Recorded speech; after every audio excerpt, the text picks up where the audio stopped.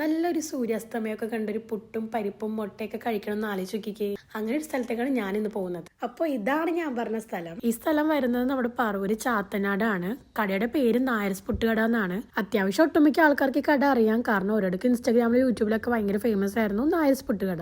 ചിലപ്പോൾ ആൾക്കാർ കേൾക്കുമ്പോൾ വിചാരിക്കും ഈ വീട്ടിൽ കിട്ടുന്ന ഫുഡ് കഴിക്കാൻ വേണ്ടിയിട്ടാണ് അവിടെ പോകണമെന്ന്. പക്ഷെ അങ്ങനെയല്ല. ഈ ഫുഡിന് ടേസ്റ്റ് കൂട്ടുന്നത് അവിടുത്തെ ആംബിയൻസും കൂടെയാണല്ലോ. ഫുഡ് വലിയ അടിപൊളി അങ്ങനെയല്ല, പക്ഷെ അവിടുത്തെ ആംബിയൻസ് കാരണമാണ് ആ ഫുഡിന് അത്രയും ടേസ്റ്റ്. ഞങ്ങൾ എന്തായാലും ആദ്യം തന്നെ ചെന്നൊരു ലൈറ്റായിട്ടൊരു ചായയൊക്കെ കുടിച്ച് കുറെ നേരം കാറ്റൊക്കെ കൊണ്ട് അവിടെ ഇരുന്ന്. പിന്നെ തൊട്ടടുത്ത് തന്നെ ഒരു ചീനവലയൊക്കെ ഉണ്ടായി. അങ്ങനെ ഞങ്ങൾ അതിസാഹസികമായി അവിടെയൊക്കെ കയറി. പിന്നെ കുറെ നേരം അവിടെ നിന്ന് ഫോട്ടോസും വീഡിയോസും ഒക്കെ എടുത്ത് കുറെ നേരം കാറ്റൊക്കെ കൊണ്ട് നല്ലൊരു രസമായിരുന്നു. ഒരു പ്രത്യേക ഫീലായിരുന്നു. പിന്നെ എപ്പോഴും AC ഹോട്ടലിലൊക്കെ പോയി ഫുഡ് കഴിക്കുന്ന സമയത്ത് ഇടയ്ക്ക് ഇങ്ങനെയൊക്കെ വന്ന് കഴിക്കുമ്പോൾ ഒരു വേറെ സുഖം തന്നെയല്ലേ. പിന്നെ അത് കഴിഞ്ഞ് ഒരു അടിപൊളി സൂര്യാസ്തമയമൊക്കെ കണ്ട് പിന്നെ നമ്മൾ നേരെ ചീനവലയിൽ നിന്ന് ഇറങ്ങി.